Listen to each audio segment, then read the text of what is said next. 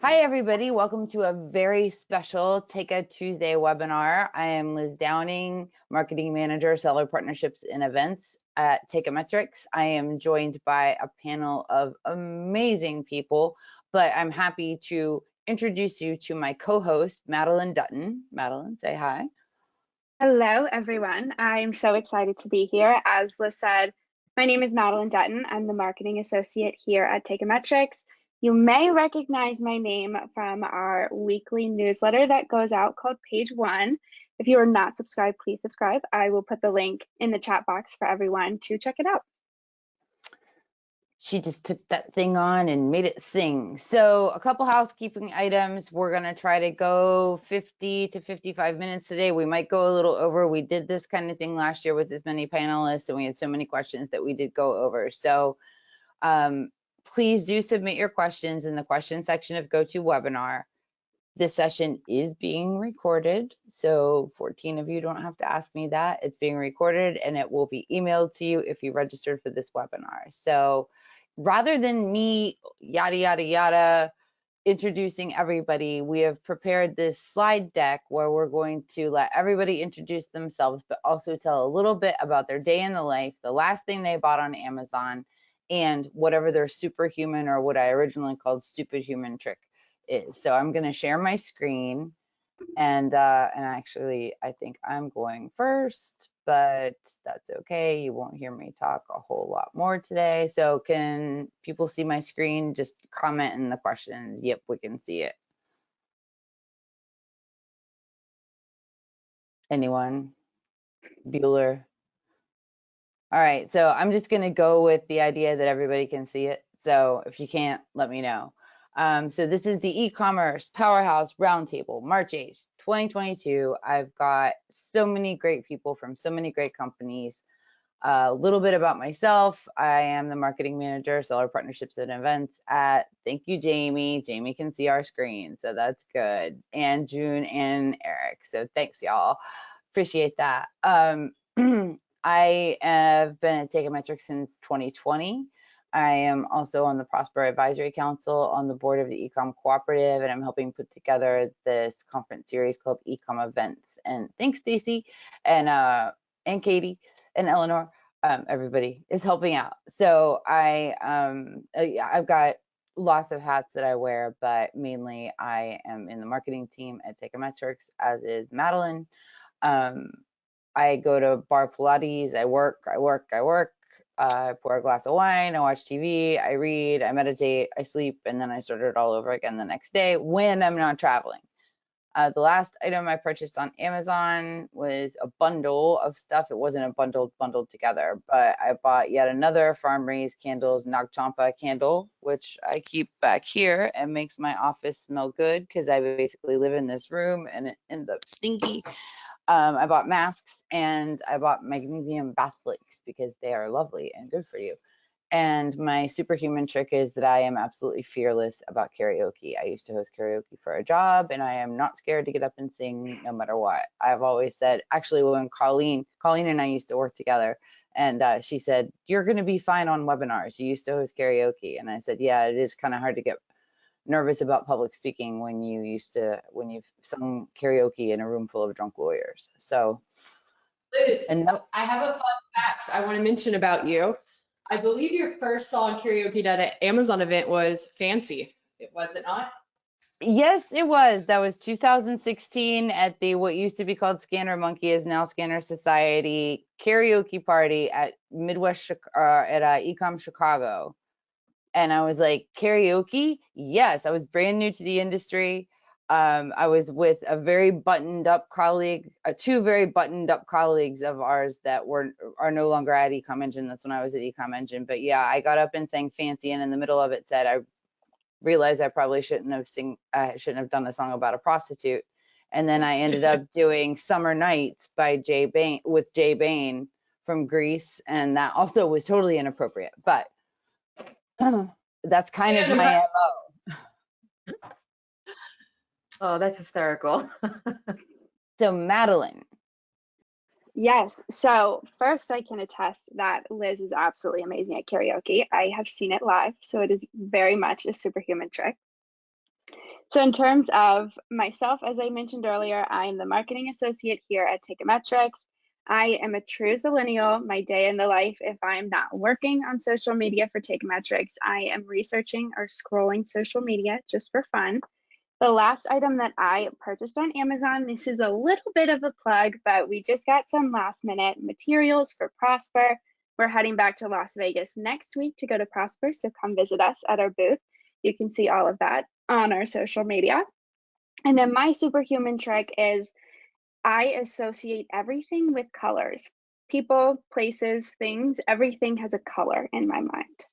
Oh my gosh, I'm still gonna ask you later what color I am.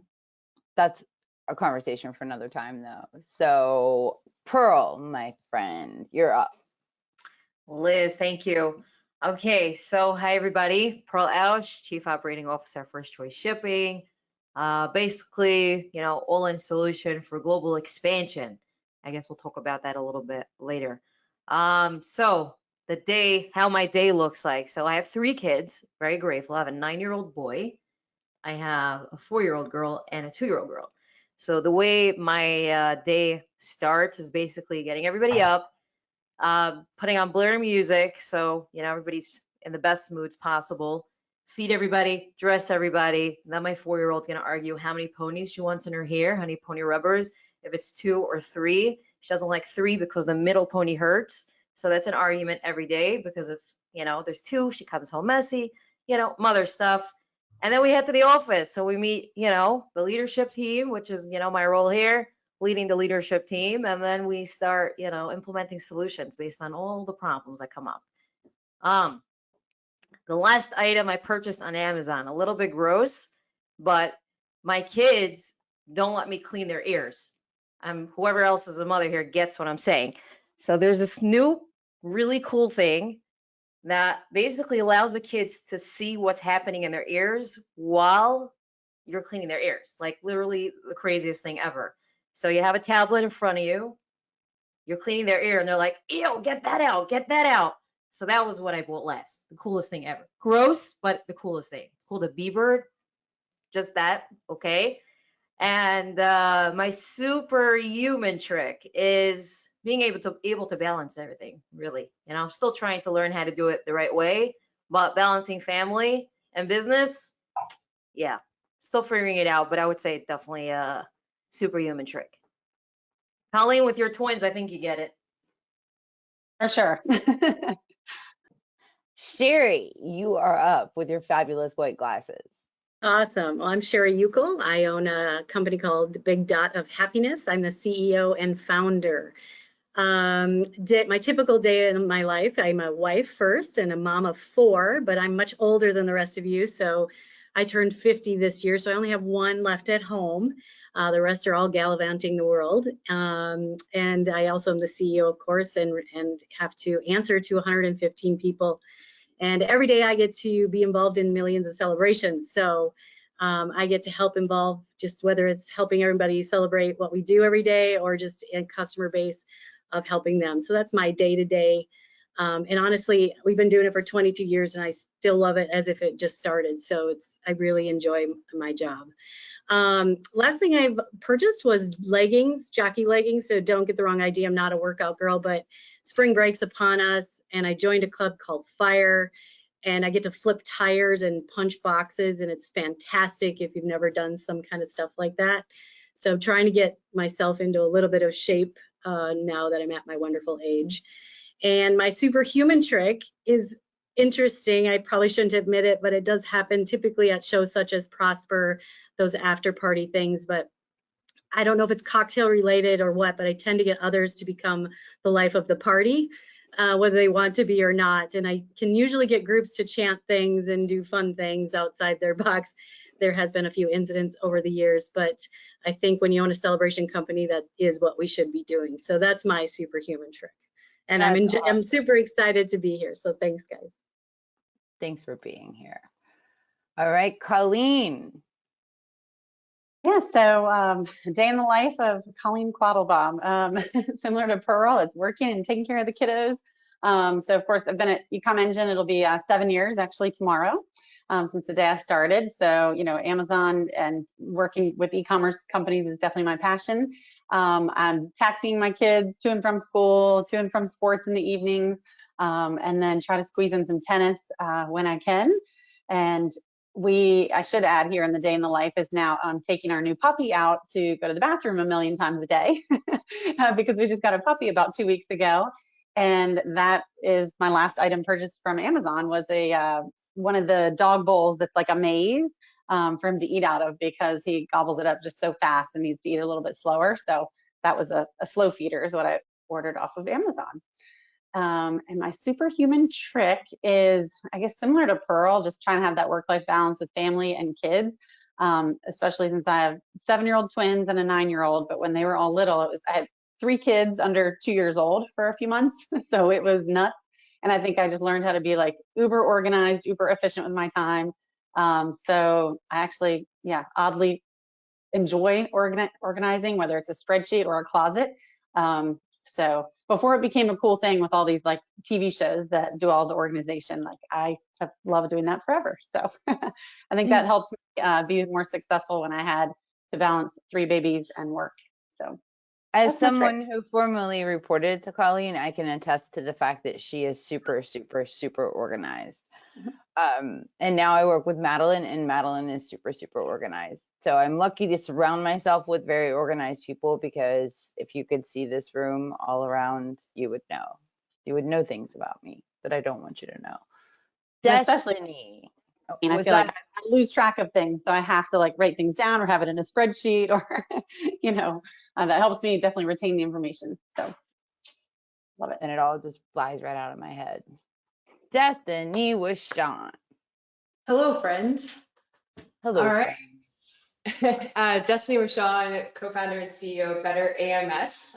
Day in my life, I wake up, drink espresso, and talk to people. And then I do that pretty much all day long, get distracted by my cats multiple times during the day. Typically, you'll see them on webinars or they're spilling water on my keyboard. And then I go to sleep and do the same thing 7 days a week. In the summer, I will spend some time on the lake. I do have a wake surfing boat, so I spend a lot of time on the water with my family. But other than that, it's strictly Amazon. Last item I purchased from Amazon, wine glass, and then also some liquid IV and cheers in preparation for Prosper Show. So I've spent a lot of money on supplements and hangover medicine to make sure we can make it through all 7 days. And then superhuman trick, I'm assuming Liz filled this out. I did, but you can come up with another one. But she does have an encyclopedic knowledge of Amazon advertising and strategy. And if you don't follow her on LinkedIn, you are missing out. But what would you say is your superhuman trick? I will stick with that. I have done nothing but Amazon advertising for 5 years now. I have very minimal life outside of Amazon. So thankfully, I've got to be friends with most of you all on the panel and kind of get a little bit of both while working in this industry. Awesome. So glad to have everybody here. My friend Theresa. Hey guys, so I'm Theresa Coates. I'm Director of Client Relations over Avenue 7 Media. Day in the life for me, a lot of times, guys, it's work. It's work. However, I am mom first, so I wake up, work out, eat food, take the kids to school. Try to take the kids to school. That's usually a handoff between the husband and I. Come back for more client meetings. Occasionally drink some coffee. That's a lie. I drink a lot of coffee. More meetings, pick up the kids from school, drive them to the sports after. I'm literally mom life, work life, and that's pretty much what I have now. My last item purchase from Amazon, you guys, was fish oil for my pup. So she's getting old. I have a 13-year-old Australian Shepherd. I'm sorry, 12-year-old Australian Shepherd. And I also have cats that run around and are constantly on my keyboard too. It's a chronic cat problem.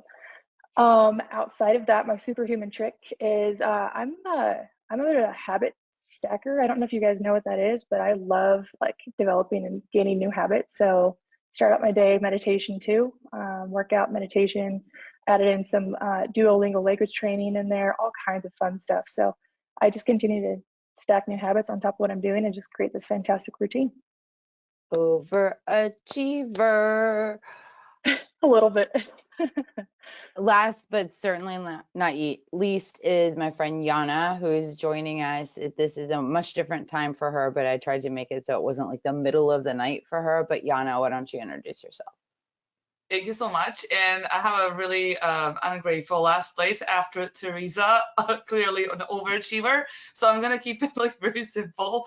I don't have kids, so that makes my life much, much easier. So I don't know how all of you guys do whatever you do. So it's just really amazing. I'm the owner it's gone. I'm the owner of Wildly Translations, and we basically help sellers expand to all Amazon global marketplaces. And I have a big team of about 80 something people in the team. So they are my children, my babies I have to take care of remote, which sometimes is very difficult. So basically my day starts basically just working. I always try to find time to hang out with people, either virtually or in person. I like to read. Workout I just put there so it kind of looks like I'm actually taking care of myself, which I'm not a lot of time. I travel a lot, so that messes up my routine, but when I'm at home, which is really rare, I do exercise. So tomorrow, last item I purchased from Amazon is actually this widescreen backdrop with stand. And there would be much more, but like I'm based in Belgrade in Serbia, and I cannot get a lot of items from Amazon, like cheers and other hangover stuff. Like Destiny takes care of that for all of us. Thank you, Destiny, for everything you do. And my superhuman trick is that I do have a lot of energy and I don't sleep a lot. I'm 37. Everybody says I look younger. That's it. Awesome. So to those of you in the audience, thank you for coming. And you've just met our wonderful panelists today. I'm gonna stop showing my screen so that you can see everybody's faces better. So there we go. And I think we should just kind of get started. So we want to talk a little bit about like the state of Amazon today and how it's changed over the last couple of years. 2020 obviously was an unprecedented year for e-commerce in a lot of ways, for a lot of reasons. COVID related supply chain issues, it ran the gamut actually. So let's kind of go around. Pearl, why don't you get into logistics a little? Sherry, why don't you tell a little bit about your brand's experience? Destiny, let's talk about advertising related changes. Theresa, you kind of have a full view into everybody's everything. Colleen, you are an expert on seller reputation and inventory management. Jana, you know what's going on not only with translations and with kind of localization, and both you and Pearl have a good idea of what international Amazon marketplaces are hot. So let's just start talking and see what happens. And Madeline, if you've got any questions, because you always do and they're always good, just jump right in. This is Madeline's first webinar. I didn't want to point that out, but she was like, she had in her goals, I want to do co-host a webinar, and I was like, let's do this one on March 8th. And so she's basically crushing all like 4 of her Q1 goals, before Q1 is over. But anyway, state of e-commerce in 2022. What's going on, Pearl? Yeah, so like you said, the last 2 years have been a total roller coaster. I mean, Amazon has shut down their FBA locations for like a good 5 months, between all the different locations they have. Everybody sort of took their turn. At one point France was completely shut down, and then all of a sudden Canada was shut down for like the longest time. And it's been very, very difficult for a lot of people, a lot of uncertainty. They don't know what's going to be next, and that's why it sounds so cliche, but I'm always like, expand to as many markets as you can. So when one does go down, there's something else that you could piggyback on. And then, if there's an inventory limit, you have another place that you could send it to. But what I've seen from, all the marketplaces, I would definitely say Canada has been something that really, really stuck out the most for us. With Brexit happening, people were sort of very wary about trying to see what's going to be the future of their global selling. So a lot of people exerted energy to other places, except for the ones that really push through, and those are the ones that are are doing very well in the UK, but our data has told us that, some people have let go of that market, and we've seen a big shift in the Canadian market. So, they have been shut down. I would say more than other countries. And what ended up happening is e-commerce blew up. So we've seen sellers that have been doing traditionally about 10% of their sales of what they were doing in the US, in Canada, are doing very close to 30% now. And it's been steadily staying that way, even though things have been opening back up and, operations have gone back to normal. It's like a lot of people have changed their buying habits. I know I like always saying my grandmother, that's, 75 years old, has learned how to shop online. And she's not turning back. She's doing it now. She'll still call me with her technical issues. Pearl, I don't know, it's not going through. Could you, take care of it for me? Or she'll knock on my door. She lives a couple blocks down from me, and all of a sudden she's like, could you just, my screen is black, and all of a sudden it's working, right? But the change in buying habits have, for the most part, stuck from what we see. And I say the Canadian market is definitely something that we've learned a lot from. So, anybody that's looking to expand somewhere, I would definitely highly recommend Canada before anything else, just because it's so easy and simple. So I would say that was the biggest change that I've seen, and that pretty much shocked me, to be honest. Excellent. So Sherry, COVID happened and people weren't having in-person parties, and now they are. But just tell me about. Yeah, and we were in the middle of an acquisition at the exact same time. So it's been a crazy ride for us. Yeah, so we're an event, we're a party supply manufacturer with celebrations in mind and seasonal products. And when COVID hit, luckily our brand could switch to merchant fulfill, which many companies couldn't do. They're either all FBA or 3PLs. They just don't know how to do logistics. Luckily we could, but then of course you have the almighty labor force concerns. So we're a US manufacturer, so we base right out of Wisconsin, and we make all of our products here in the United States.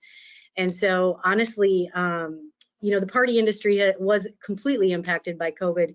We did some amazing pivots, and because we've been able to stay ahead of it, actually we've been taking a ton of market share and just really growing channel after channel after channel. Amazon has been, I'm the biggest advocate of Amazon you'll ever see, just like many of you ladies are, but I strongly believe in a channel play for just presence of brand. And Amazon has been really good. We launched there in 2012. They've embraced our brand. They embrace a female founder, from my perspective, and they really enjoy brands that represent themselves. And the whole brand growth has really helped on the brand, on Amazon in particular. And now you're starting to see some other channels do the same with brand representation. E-commerce has been weird in the last, I would say, Q4 logistic constraints, fulfillment constraints is a real thing. And, Prime is Prime, and if it just has to get back to Prime, because when people still wait till the last minute to shop. We saw a little bit earlier shopping last year just because people were afraid of running out of product. And you're still seeing a bit of that, but you still have the last minute shoppers, and they just really need the product. And in our particular game, if it doesn't arrive in time, they're going to send it back. So we believe in Prime, and it is getting much better. The fulfillment arenas are opening up left and right, and we're loving that. Our capacity to send more product to Amazon is outstanding. But I do see a little bit of shift of retail coming back to say, hey, brand owners, we want to have a brand within brand store. And I'm kind of excited about that, as our brand is definitely making a statement in the party world right now. So I'm excited about the future. But yeah, I agree with what Pearl just said. You have to have many options on the table, because when things shut down or change in different areas, you have to have other opportunities. Awesome. Sherry, let's get you into Canada. Sounds good. Awesome. So I would say the biggest things that we've really seen over the last year is just a maturity of the platform, not only from external pressure from a lot of the largest brands moving their ad spend dollars from retail onto Amazon, but just a maturity in what the customer wants. They started getting bad reviews, bad feedback from a lot of these knocked off private label products, and Amazon made a bunch of changes to their review process. They made a lot of changes to KPIs and what influences a really strong performing product. And that maturity although it may be hard to navigate from the brand side, I think needed to happen from the customer side. So that was a really big change, along with just the need for flexibility in e-commerce. You know, you had COVID, you had supply chain changes, now you have like year-over-year forecasting, like all of these things that are just exponentially more complex than ever before is really forcing a flexibility and a need to understand how the market's going to perform more than ever before. I think anyone who works with like a lot of large CPG brands is seeing it in the space. They're always like 2 steps behind. And I think anyone of us who have worked with all of these brands who are dealing with issues in inventory and ranking and getting their supply chain figured out knows that like we have to be ahead of the game and we have to be so much more flexible than ever before. So I went a little high level, but those are the 2 biggest changes I think I've really seen on Amazon in the last few years. Awesome. You said something about reviews, so I'm going to change up the order a little bit. And Amazon has made changes to reviews, review rules. They're cracking down on fake reviewers. Colleen, what are you seeing in the world of reviews, since I'm totally out of the loop? And what's changed on Amazon, if anything? And what kind of pain points are you hearing from Ecom Engine clients in terms of reviews on Amazon? Yeah, I think from the positive side of things, there's definitely been an increase in the response rate for ratings. Once ratings came out, we saw a good spike in response rates, whereas I know it's always, you know, a struggle to try to get reviews and feedback. You know, it's a very low percentage that actually respond to those review requests. But now that Amazon has the request a review button and like our tool Feedback 5 and others, you can automate that. But that helps sellers to make sure that they're 100% compliant, you know, so they don't have that risk for suspension. And it's a very mobile friendly message. All the messages are in the buyer's language of choice, which is another requirement now. But it just makes it so easy for the consumer to respond. So the ratings in terms of a response rate have come up. But as far as then, obviously that's a negative for a lot of sellers because they're not getting the feedback that they want to hear. So if you get a 2 or 3 star rating, you don't know why. So, you know, that's a big pain point, is not actually seeing the actual comments, that they're just, you know, clicking the star and moving on. So there's still so much, you know, to learn. There's so valuable to get the actual comments behind the reviews. You know, there's some other minor changes, like Amazon Vine is now back and available for brand registered sellers. It is $200 per parent ASIN, but you know, when COVID first hit, that was paused and wasn't available, but that is available, and it's always been available for vendors, but now for brand registered sellers as well. So Vine is something that came back in the past year, so it's something to look into if you're launching a new product at Amazon. I've talked to 2 brands lately, like pretty big brands, that are like, yeah, I'm going through my reviews, and like some of my 3 stars are from Vine reviewers, but their feedback was totally relevant, and now we've changed our product listing. And I was like, yeah, and you can't do anything about those. But so let me ask you this. Amazon has like developed a new thing where if someone leaves you 3 stars or less, you can actually go into Seller Central and send them a message. Does that work for ratings and reviews, or just written reviews? Just written reviews, and it has to be, you have to be a brand registered seller. So if you're not brand registered, you don't have access to that. So I think just more and more, obviously, more and more programs that come out, brand registry is a requirement. You know, I'm interested, speaking of like programs like Amazon Posts and manage your customer engagement, I'm interested to see how brands start to leverage that to build a following on Amazon, because it's more of like social media almost on Amazon. But those are newer. Amazon Launchpad is obviously another new program, and that's you know, an awesome program, especially for those who are certified Black owned or certified climate pledge friendly. So those new programs I think are just awesome for sellers. But if you're not brand registered, try to get brand registered. Agreed, totally. So Jana, I'm saving you for last again, because Theresa has her finger on the pulse big time about programs that Amazon has in place, and she works with so many brands that she tries to leverage those Amazon programs. And a quick plug, Destiny is actually speaking about Amazon Posts at Prosper Show. If you don't have a ticket to Prosper Show, I will be sharing how to sign up for Prosper Show and not just our $100 off coupon, my special 15% off coupon. So there's absolutely no reason, unless you're going on spring break, Sherry, that you shouldn't attend Prosper Show. So we'll do all those links at the end. But Theresa, why don't you go through a couple of Amazon programs and Amazon tools that you're seeing really good results from with the brands that you manage? Totally, not a problem. So you guys, I apologize. My AirPods died, so it's I'm on my computer audio. So let me know if it's really bad. You're fine. So I think some of the coolest programs, and granted, this is a little bit different from our conversation with what changed during COVID, but it kind of goes hand in hand. The programs that came out that rolled out because of COVID, I think forced Amazon to take that social media approach. And Colleen, you hit that on the head. With the new programs, you know, Amazon Posts, Amazon Live, Launchpad. I mean, Launchpad isn't new, but it's definitely a program that is being utilized more now, hand in hand with the newer programs. It's so exciting to see that there's actually some programs out there that are benefiting sellers finally. And granted, yeah, you're right. It's all brand registered sellers.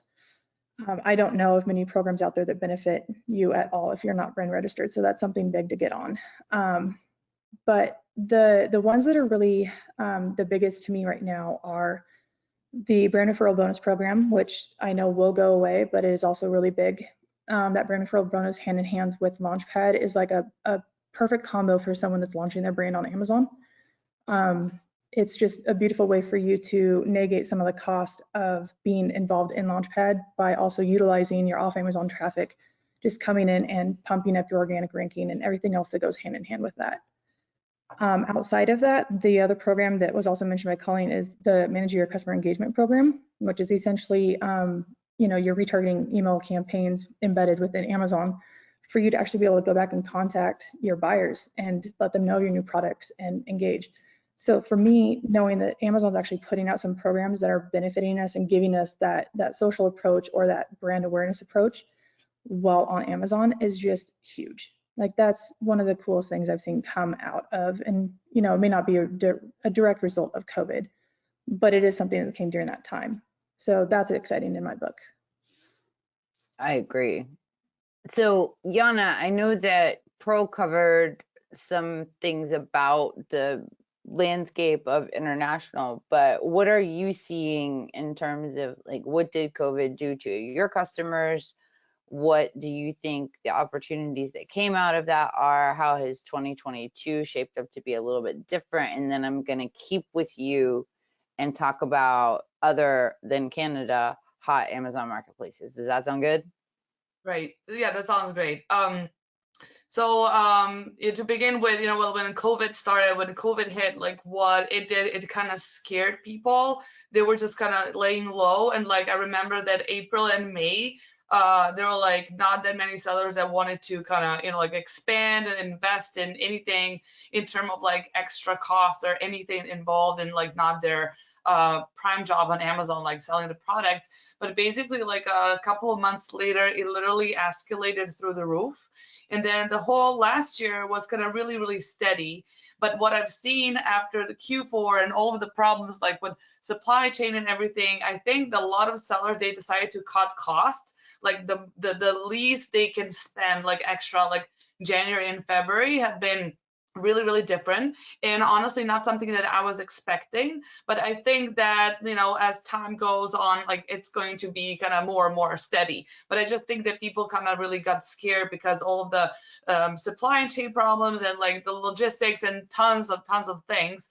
And I know that, you know, Amazon Global Logistic, like they kind of want to help you with your product directly with the delivery of your products directly from China to FBA. So that's going to be very exciting to see, you know, how well that works and how well, you know, they actually, you know, put that together. But what's really like what I've seen that's really kind of different, like when compared like 2022 and 2020 or even 2021, is also like the importance of UGC. User generated content, and how sellers start working with influencers, like micro influencers, anybody that has like 10K followers, like or bigger, because as we know, like advertising has become more and more expensive, like on Amazon. but these influencers and any sort of like other UGC, like any sort of content that's organic, it comes from the third side, from like the users, or like somebody's telling their own experience, it's going to be more genuine, and people are going to believe that more than regular advertising. And also, like, these influencers are cheaper than any other form of advertising, and you don't even have to like pay a lot of money to like 50K influencers, or maybe even bigger, you know, like talking about TikTok, people can get followers so quickly, much quicker than they can do it like on Instagram. So I think that people are turning also like to UGC a lot, because, you know, like I can tell you what I want about our service, but if they hear it from my client, that's going to be like a really good advertising for me. So that's basically what UGC is. And I think that's kind of really something interesting. It's like, you know, the rise of the micro influencers. And the second thing, what I've noticed is basically that Amazon is becoming more of like a social platform. You know, the Amazon Live is becoming like more and more relevant. And I mean, that was not something that like Amazon came up with. I remember that was like big in like Tmall and Shopee, and I follow these platforms because of Poland, you know, the new rising Amazon marketplace. So there was like tons of like that happening in Asia, like the live selling experience, like platform, and I think that's gonna change a lot, and it's gonna change more in that direction this year. So the whole thing like with live selling, and I think that also Amazon storefronts are going to be like more interacting with users, and like with also brands becoming more social, more active on Amazon, trying to establish like a better relationship with the users. So that's kind of what I thought that was kind of really interesting, and kind of made the biggest, you know, like the discrepancy when comparing like the pre-COVID and COVID times and today, like end of Q1 in 2022. So a couple questions about micro influencers. One, engagement rates are dropping on Instagram. Instagram's algorithm is super weird right now. So do you think people should be choosing like Instagram micro influencers, or should we be pivoting to TikTok? Madeline, feel free to comment on this, because she is fighting really hard to get us a TikTok, but I'm like, who's gonna TikTok? Because it's not gonna be me. I think personally that TikTok is a really, really great platform. I think this is going to be the next big thing. And I still think that it's, if you get now on like the TikTok platform, it's like the end of the beginning of like the TikTok. So I don't think you're too late, even if you like, or, you know, start like posting TikTok videos. And what I think is like, I don't think you should make like an idiot out of yourself, or like, you know, jump off like out of the bottle, like from the TV into the pool. Because that was my first thing. I was just like, I want to do TikToks as well, but I'm like, do I want to be like this like crazy idiot and like with this like crazy movies or crazy TikToks? And then I'm like, all these younger kids, they're still gonna be like ahead of me like the whole time. It's like a full-time job. They're gonna like create these videos like crazy, and I don't have time for that, and I don't know how to do it. But I've seen like a lot of bigger brands and like tons of like other people that I like to follow on TikTok. They have like a business related content product. There was like a L'Oreal what had like a campaign which says TikTok made me buy this, and they did that with like all of their products, which ended up like a really, really great engagement. So I really think that like now it's really easy to get a lot of followers, much easier than on Instagram. I would like always like right now, like I would say like go on TikTok over Instagram, because I just think that TikTok is gonna much more engaging, and like you have like the videos and the music, and then you have like a full-on focus. Like I read something that says, like statistics says that 70% of the users on TikTok, they're focused on the videos and they don't like look at anything else. While on Instagram, for instance, me, when I watch a movie, I'm on Instagram. Like it's kind of, it doesn't have my undivided attention, but TikTok does. So that's why I would kind of focus more on TikTok over Instagram at this point. Because Instagram is like, as you said, Liz, it's kind of the algorithm is like, I don't know, and there's like too many like sponsored posts, like every second, every third. It was like, who is this? I'm not following this person. It's just like this random ad about something that I don't want to buy. So it goes like, my vote goes for TikTok at this point. Madeline, if you want to, without mentioning the brand name, you looked at TikTok to find a vendor for a product we wanted to buy for Prosper. Do you want to talk a little bit about that experience? Yeah, absolutely. So I also just want to echo what Jana said. I would definitely vote for TikTok over Instagram, especially if you're just starting out. There is a huge virality opportunity on TikTok that doesn't exist on Instagram. So the growth is just so much faster. In terms of the vendor that I was looking at, it was me being a millennial scrolling through my For You page, and just this random TikTok video popped up, and it was something that is a very simple video. I think there's a huge misconception with TikTok that all these videos are young adults or children dancing, making silly videos, and that's absolutely not the case. There are a ton of brands on TikTok making simple videos. Don't take a lot of time to make, but are incredibly effective. And this, I scrolled past this video, saw it, reached out to the vendor, and have started this great conversation about how we're able to work with them professionally. So I just think there's a lot of opportunity with TikTok, since, as Jana said, we are moving past the beginning of TikTok. It's getting a little bit older, but that doesn't mean that it is too late to jump in on the trend. Sherry, what is Big Dot's social strategy? Which channels do you focus on, and where are you seeing the most engagement? You know, we're not great at it, to be honest with you. We've tried everything. We've done everything that Amazon has to offer. In Q4 last year, we just really hit the lives pretty heavy and didn't do great results. We did live Amazon, we did Facebook, we did all of that, you know, because Asia is such a big push and everybody say it's coming, it's coming, it's coming. And we tried it heavily and it just didn't have the clout. Instagram, I would say exactly what you guys are saying. But I can't even tell you how many times I've heard you got to go on TikTok in the last 2 weeks. I wish, yeah, it's a lot. And I do agree that it doesn't have to be two-stage. I think it can't be staged. And I don't think it has to be super crazy. I think it has to be informative. As you were talking, I kept thinking about giveaways or some kind of competitions for our product would do well on a TikTok. I might, after this, put my social team on it. But we do, as a brand, need to get better and better and better at this for engagement, because as you all know, ad campaigns are getting super costly no matter where you're spending your money. But yeah, I'm excited about TikTok, and I wish I was younger and understood and thought I was cool, but I'm not. So just gonna have to hire more people that think that's cool to do. But I think that's the future. I think Facebook's dead, but if I get one more retargeting campaign, I'm a sucker for all that. I click on it, I buy it. So you guys can retarget me all you want. I'll buy your product. But I'm tired of seeing it. It's just tired of it. Well, and then it takes sometimes, because you were ordering from China, and it takes so long to get there that a package comes and you're like, oh yeah, I totally forgot about that. And I ordered it, yeah. I'm going to pop over to Theresa because I want to address the social opportunities of Amazon attribution and the brand referral bonus, but then I want to pop to Destiny and see how these external traffic factors are impacting actual on Amazon advertising. And then I want to go back to Jana and talk about hot marketplaces, but then I want to go to Jana and Pearl and talk about international and what people are doing wrong. But I want Colleen to chime in on actually asking for reviews on other marketplaces and doing another plug for the request a review button, because it's in the native language, and translating custom emails for review requests is super expensive. So Theresa, let's talk a little bit about Amazon attribution and the brand referral bonus and how this all sort of ties into a social strategy. Yeah, so I think that when the attribution program came out, it wasn't very well explained. Like, it's kind of a hard program to understand in the way that it is set up.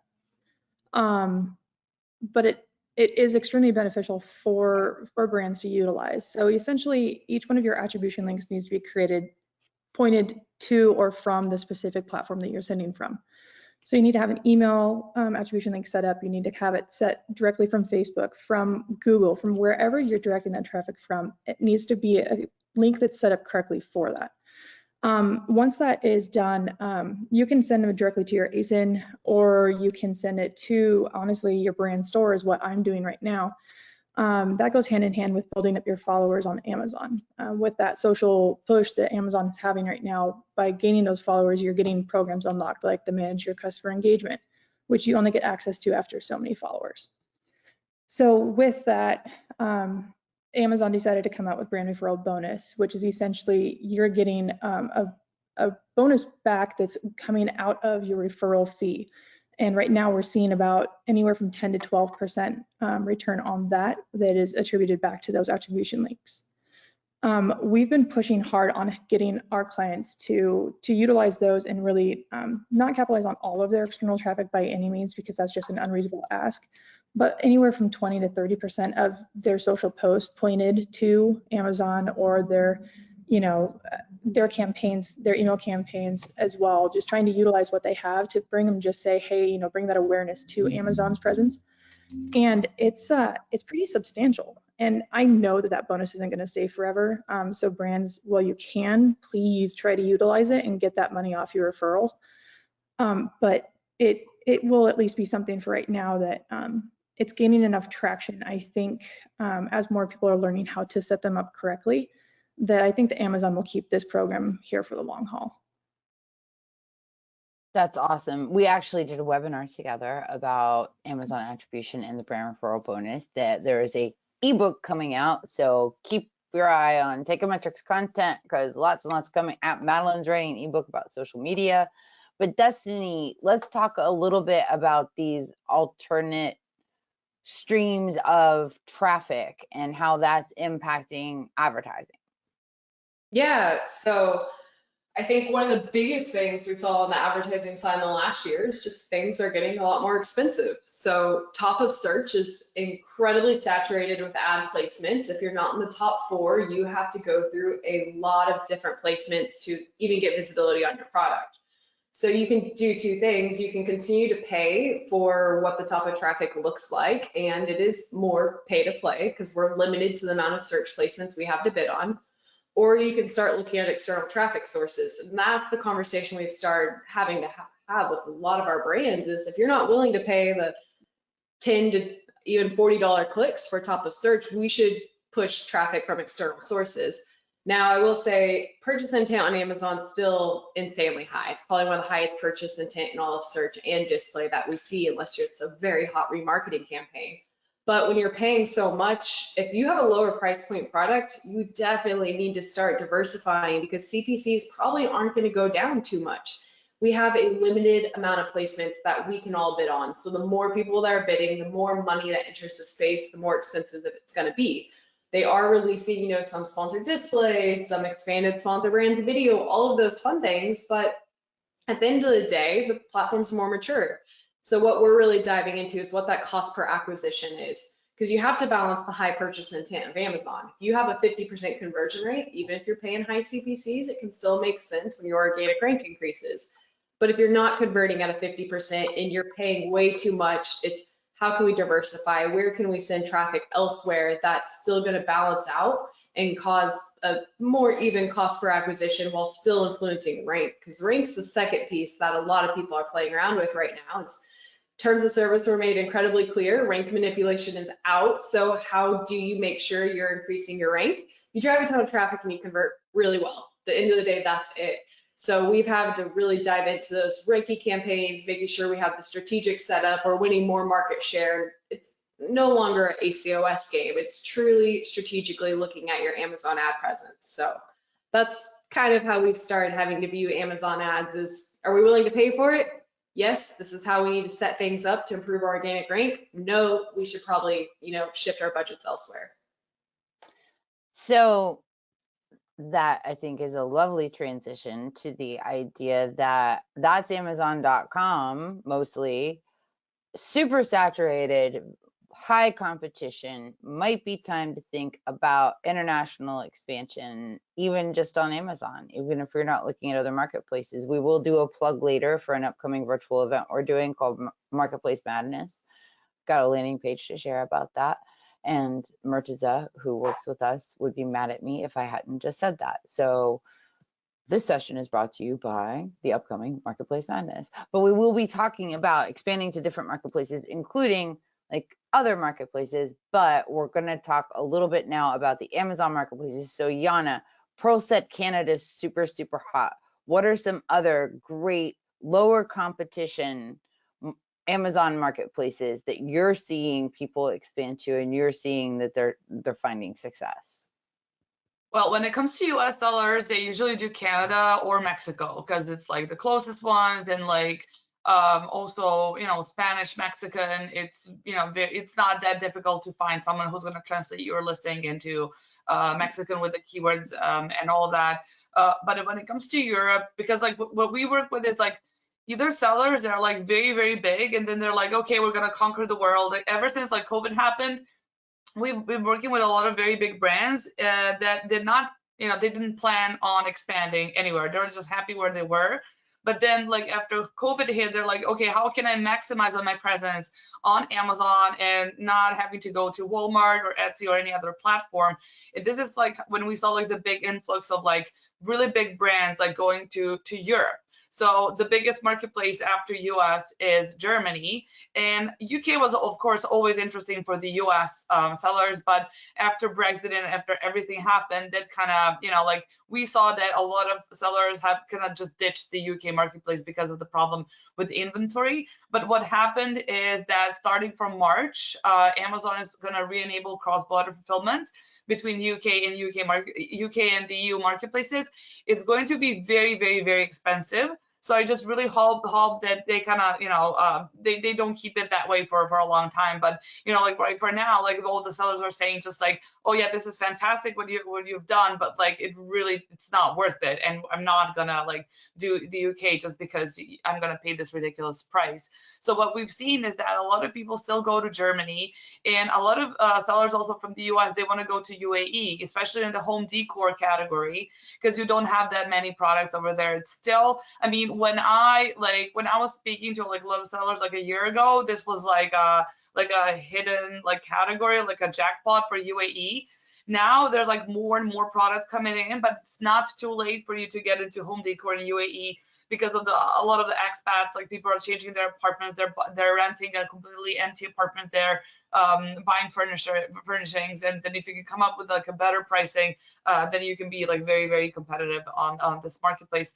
So that's also something that's kind of really interesting for that marketplace as well. And as far as, I think you mentioned Australia yesterday, but for instance, like we haven't seen so many US sellers expand to Australia.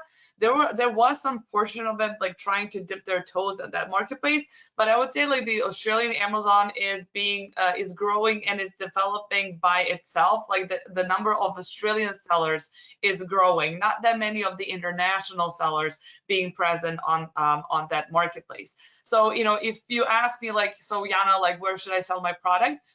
In Europe, for instance, I would definitely say Germany, and I will say that if you have a sustainable, eco-friendly kids products made of wood, this is fantastic for you, like Europe and Germany especially. These toys, for instance, like they don't sell that well in the US, but they do in Europe. And there are like so many opportunities for products that you can sell in Europe. They're not doing so well in US. For instance, like smartwatch.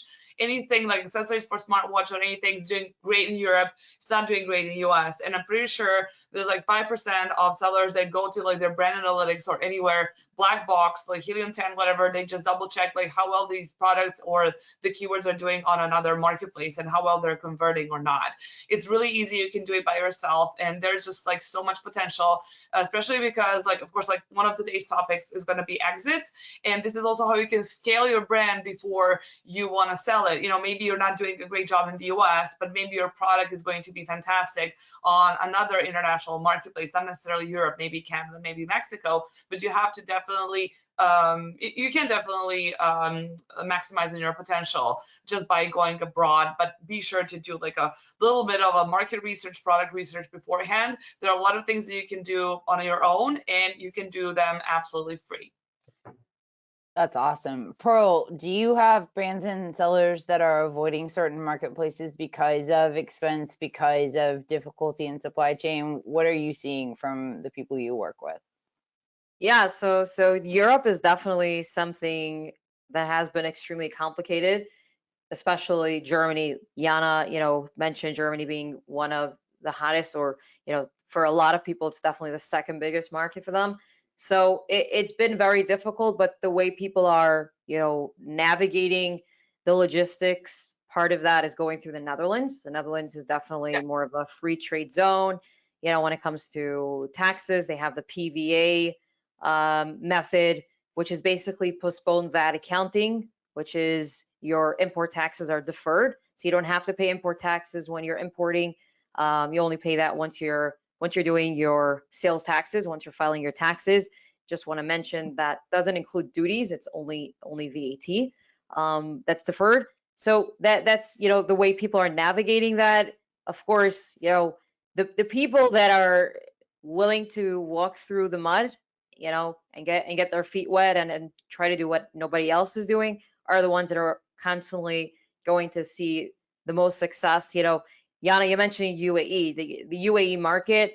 We kept saying, the first ones to market are going to be the ones that are going to be there for the long run, and we do see that. We do see the very first shippers. We actually launched the market together with Amazon, so we worked together with them to create a model of shipping from the US into FBA UAE. And we've seen the same people that started then are constantly increasing the amounts they're shipping. So people are doing much better when they start out and they're the pioneers. And I say the same for Europe now. So yes, and I do want to expand a little bit on that program you mentioned, Jana, about the EFN being reinstated. It's sort of like the NARF program, what Amazon has for the Canadian market, and it's a great tool for people, even though it's expensive. I agree. And Amazon clearly says you should be seeing at least 30% less in sales going that route rather than shipping directly, let's say, to the European markets, right, like Germany and Spain. But it's a great program to learn how to to learn who your customers are, and then figure out, okay, so now I need to go register for that in Germany and ship directly, and try to get through the Netherlands rather than going directly to Germany, because customs is impossible. It's not even worth it. I remember pre-Brexit planning and how to get into Germany, and we had the SOPs down pat, and the minute it was instated, it was like, this is just not going to work. Like literally every single rule they had, the German government was like out the window. They just had more requirements. So yeah, exactly like Jana said, there's so many different ways to navigate and get around it, and there's a lot of opportunity. Japan also, Jana, I don't know if you see that. Oh yeah. Oh my God. Japan is crazy right now as well. Like home goods, people are so into like their organizational skills. Colleen, you might want to start a business side hustle over there, but people love organizing their homes in Japan, and any organizational kind of kit that you could come up with, or home stuff to organize the kitchen, and kitchen stuff also, like these type of things. It all aligns with the culture of the people. But Japan is also a super hot market when it comes to certain categories. And but again, navigating the compliance and all that is difficult. But once you get through it, you find the right logistics provider or the right compliance provider, and you get through it. We try. Thanks, Liz. We try. But that's that's exactly where the success is, when you go to the places where it's difficult for everybody else. Colleen, what are you seeing in terms of Feedback 5 users and their, like, the next marketplaces they're adding in terms of requesting reviews? Are you seeing like, we definitely have to have Canada, we definitely have to have Germany, and I know that you just added Germany for Restock Pro as well. So you want to talk a little bit about what you're seeing with your customers? Yeah, I think, I agree with what they're saying. I mean, Germany, Canada, Mexico, I mean, that's where we're seeing most of the sellers that we have that have multiple marketplaces. Those are the first ones that they're moving into. Singapore, Netherlands, UAE, the newer ones where there's just not as many sellers, there's not as much competition, but it is more challenging to get into as one of your first or second marketplaces to expand to. So I think you got to start with the ones that are a little bit easier and make more sense based on, where you've already expanded to at this point. As far as like the challenges that we see, is that probably one of the biggest things is people not asking for reviews, or just assuming that their reviews from the US marketplace transfer over to the other marketplaces, which is not always the case. In some cases, the reviews will translate or transfer over to the new marketplace, but that's usually when there's few to no reviews on your product. And even if those reviews do transfer over, sometimes, the way it's worded or the language it's in is not really relevant anyway. So making sure you're asking for reviews in that international marketplace specific to them and making sure your listing is localized as well and translated. I mean, like Jana's company can help with, because if your listing is not, if there's a misunderstanding or miscommunication with your listing, that can lead to negative reviews. So just making sure that you're asking for reviews in every marketplace in their language of choice is crucial. So Absolutely. Are we still seeing inventory limits heavily in international locations? So you must do quick runs, short runs, turn it.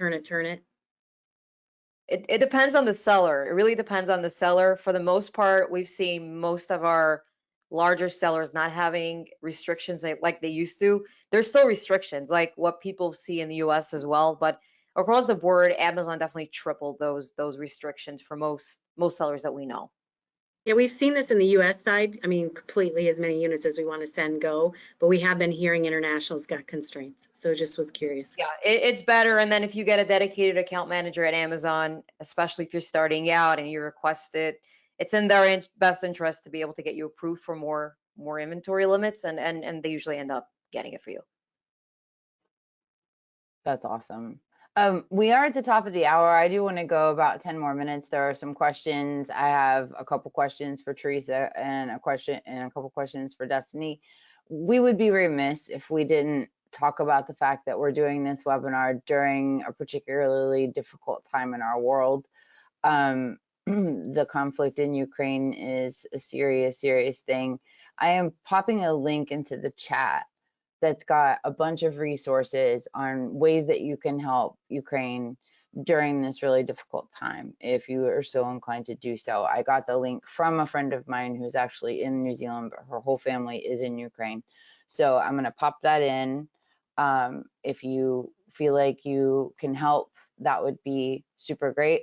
I'll share some other links at the end of the session, but I did want to take a minute to acknowledge that it is something that's on everybody's mind, but there's a way to help if you want to. So, and actually I have a question for Jana too. June asks, will incorporating French into Canadian listings increase SEO value and conversions? And Theresa, you might be able to weigh on this too. And actually Destiny, you too, for wording of ads. Retail requires dual language packaging in the country. I know one of the big benefits of expanding to Canada is that you don't have to completely put your listings in French, but what are you seeing there? Oh, you're on mute, I think. Okay, sorry about that. So what I see that works in Canada is like putting the high converting keywords in backends, like French keywords in backend, and then you can leave the English like in a front end listing. You just have to watch out for like the metric, the imperial system, like they use centimeters and like they use liters and like different than the US. So you just gonna have to convert that. But when it comes to backends, you can just use French words. Then there's like no need really to translate your listing into French. In Canada. And oh yeah, also one very important thing, like now when you want to sell like in Pan EU system, like you have to have all of if you want to ship your product like to France, you have to have like the French language on your packaging. So whichever country you're sending your product to, it has to have the translation of the package like on the back side. They use like peel and seal, like a lot of them. But if you don't have that, they're gonna stop the product. It's not gonna enter like past customs of that country. That's like something that it's like very, very important. And also you have the chance to customize your images. Like the country specific upload of your made images is now available. It's like the first time ever after so many years that they made this possible.